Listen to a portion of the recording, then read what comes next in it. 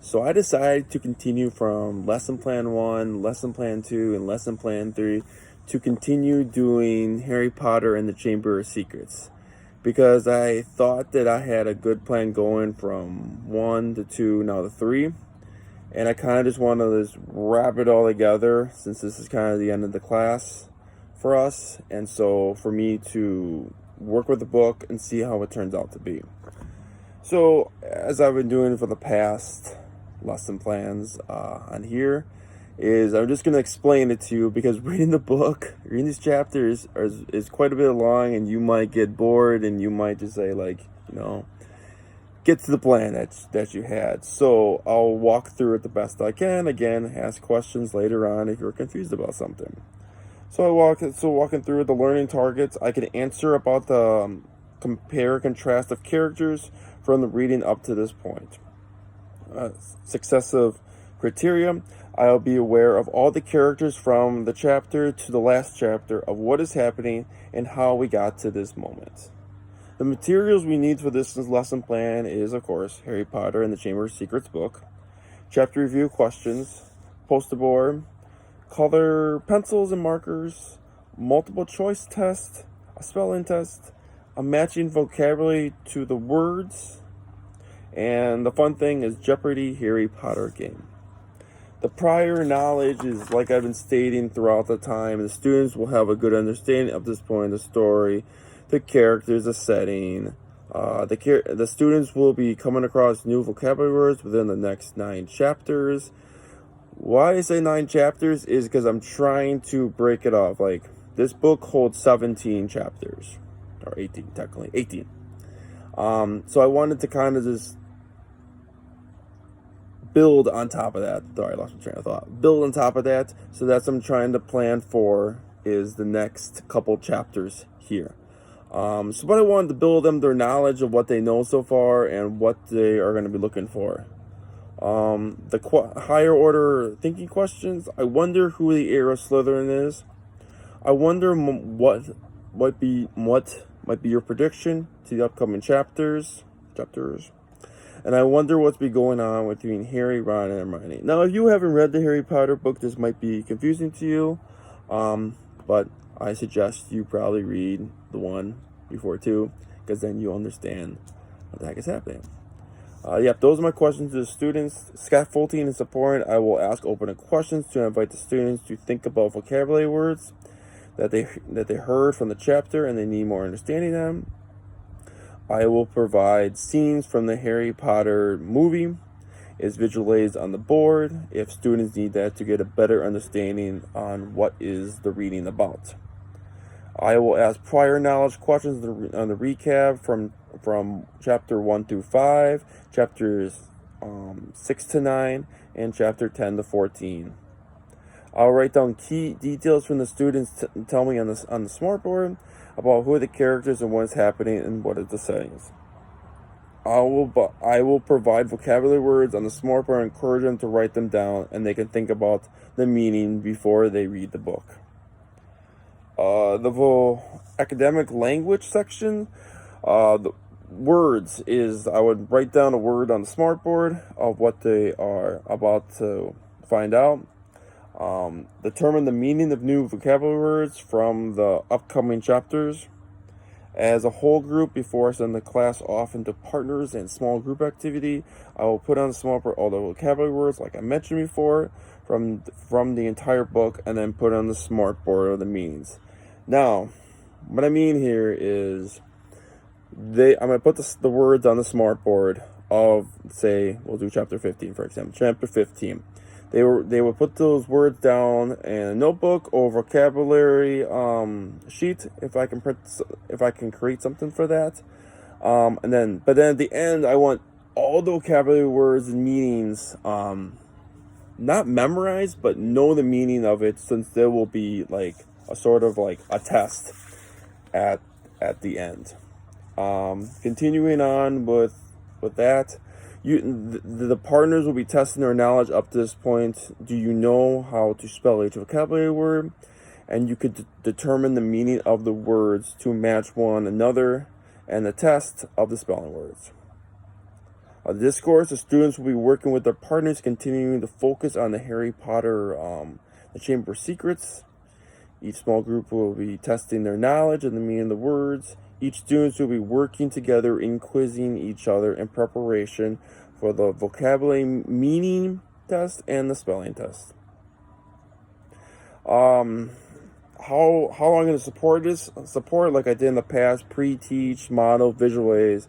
How can I get through to the students so they can understand what is happening and how can I get across for them? And sometimes I got to do it in a different way. And if I can look to the students or figure out a way to get through to them, that would be great. But I know each student has their own learning style.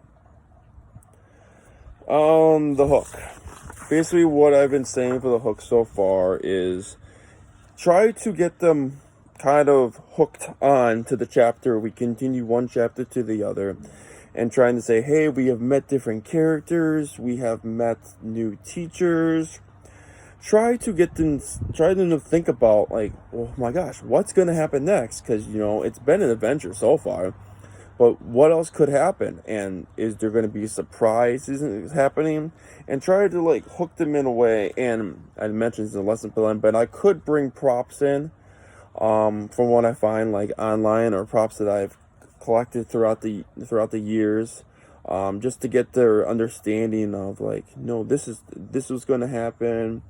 Or if I'm really generous, I could try to find some Harry Potter jelly beans or some type of food from the book to get them in motion of what's going to happen. So I pretty much just want to hook them all together and try to complete this book, so we can complete the book together and such. Oh, I forgot to mention, this is a read aloud. Oops, I forgot to mention that. The purpose of this lesson is to get students to fully understand what they're reading, to process everything that is going to be happening in the book up to this point. Like I said, some students learn differently, and the one thing I changed is, like, we're doing a read aloud, but I also thought it would be nice if doing the audiobook too, instead of everybody. Like, I still want everybody to read the book in the classroom, like, I liked whoever said it in one of their lesson plans. I think it was Jordan. I think used the popsicle thing to picking out names instead of randomly doing it, or having, like, a beach ball thrown around. So that's what I would incorporate in the read aloud, is not to always pick on, like, the same person, but have different tools to use so everybody can get a chance to read. And if they need clarification on something, of course, like, we can discuss it. And have ways to them to be a better reader and better understanding of their vocabulary words. The lesson structure, again, I wouldn't introduce the book again, but I would just, like, refamiliarize them with say what's happening from the cover, with, like, details and if any other predictions would be happening. Prior knowledge and discussion up to chapter 15. Preparation during the read aloud is we'll be reading the following chapters, chapter 15 to 17 of the book. During this read aloud, we will be reading as a whole class, and then sometimes I'll throw in some audio. Sometimes it's a little bit different, like, than them to, like, read along with somebody else reading instead of, like, themselves or a classmate reading this. On the smartboard, I would put information. If you can pick a character from the book, could you compare and contrast the difference and the similar between them, between a character in the book and yourself? I will have the following question up to ask while we are reading, to check for understanding of vocabulary words, sentences or phrases, or anything you would like to dress up at the moment. Pretty much model the students in the read aloud is just stay focused. Stay focused at hand. Don't look at your neighbors. If you're reading, have a good voice expression. Picture, like, everybody is in the book and you're, like, just walking through it with them. Have a good understanding. Some people might like this book and other people might, but just to get people interested in this is is pretty much my ultimate goal, is to get through the whole book. And I don't think you would read all 7 books in a semester, but in this day and age, who knows what might happen.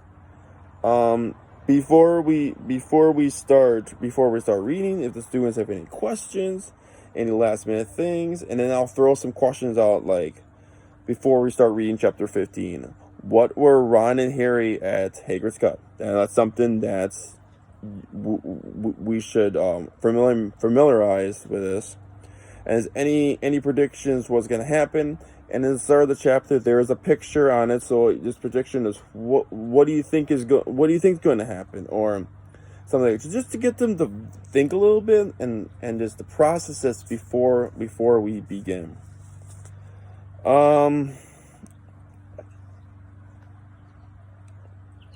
It's pretty much down to the formal assessment. After reading all of these chapters, I would have from chapter 15 questions. Where did Harry and Ron follow the spider? What did Harry and Ron find when they followed the spider? What did Ron and Harry learn from the spiders? And how did Ron and Harry escape? Now again, all of you guys might not have read the book so far, so you might not know what's happening. So that's something that they would think about before going on. And they would define the vocabulary words from chapter 15. A task of the students would be completed as a spelling test of vocabulary words from chapter 1 to 18. I would break up the test into different parts, so we're not all doing it in one day. I'll follow up with a spelling test, which will match the vocabulary words to correct meaning. And then answer the questions from each chapter, like I typically have been stating. I would create a multiple choice test. They would have to answer. Basically, this is just trying to help me with understanding, and following along and paying attention, and then I'll know, they have been doing all this, and the test is not going to be hard. It's questions that they should have known. And to close is something fun. It's like Kahoot or something like that. You can just do like questions on the board, or I can make a Jeopardy thing from the smart board. It's pretty much separate from like 1 to 3 teams, and it's pretty much who is Harry's best friend, or what is Harry's favorite teacher, or who is Harry's enemy. Just do something to refresh your memory and have a good review game at the end. This is something fun that I thought the reason why I continued doing this book was, at the end of all this, I would try to have like a big celebration. The students we sort into individual houses from Harry Potter, Gryffindor, Slytherin, Ravenclaw, and Hufflepuff. Once the students are put into their houses, the students will be doing a group project to make a poster and make a diagram of Harry Potter and the Chamber of Secrets, and what happened throughout the story, and they can add details as needed. Then the 2 groups will have to compare 2 characters, to compare the differences, similar interests, and they would share with the class. And then the official last day of this, at the end of the read aloud, I'll explain to students that while we're doing a read aloud with everyone, at a certain point or listening to audio, you were demonstrating good reading skills. You were coming across new vocabulary words to build knowledge, learning to change your voice, expressions, to make connections with the characters from the book, making the book enjoyable to have an adventure. And make sure you turn in the extra work to get your credit. And next time I'll be introducing what we'll be doing next. And then that is pretty much the celebration will be next. It would be like a huge party within the class. You would do it maybe the end of the day. The end of the day celebration is I would dress up as one of the Hogwarts teachers. It's kind of like Halloween. In the parts of the celebration of Learning Day, I would decorate the classroom with the parts of the events from the book. I would try and recreate the class into one of the great halls, kind of like the cafeteria of them. And then I would encourage them to dress up in